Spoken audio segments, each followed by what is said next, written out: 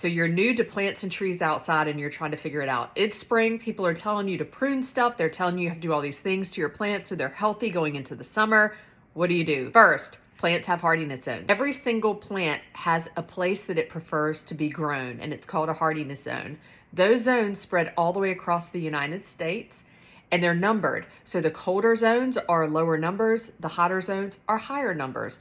And within those zones, there are native trees and plants and flowers that are happiest when they're growing in that numbered area. You want to stay in the zone because they're gonna have less disease, less bugs, and they're just more likely to live. And plants and trees are expensive. You don't want to spend that money, and it's so much fun to see them grow. When you do plant a tree, a shrub, a plant, water them every single week for a year, and it's a heavy water. Pour yourself a glass of wine like me, water that plant until you've had almost that whole glass of wine, and then move to the next plant, because you really need to give them good water for an entire year. Then you don't have to mess with them again except some fertilizer if you want to do that. Year 2, not going to grow a lot, but it's going to look fine. Year 3 is takeoff year.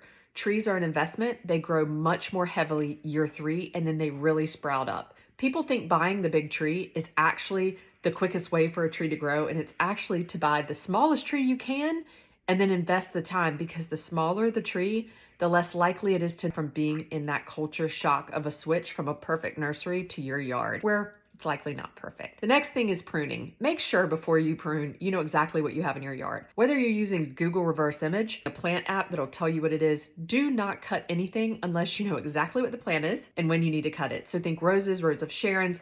You deep cut those in like February when it's dead of winter, like as cold as humanly possible.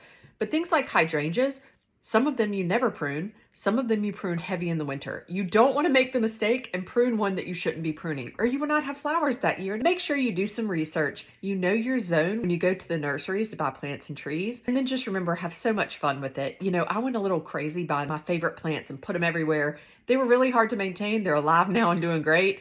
But I don't know if I would do that again. I wouldn't go quite as crazy. Let me know if you have any outdoor or indoor plant, tree, or flower questions, because I am a plant lady. Take care of yourself.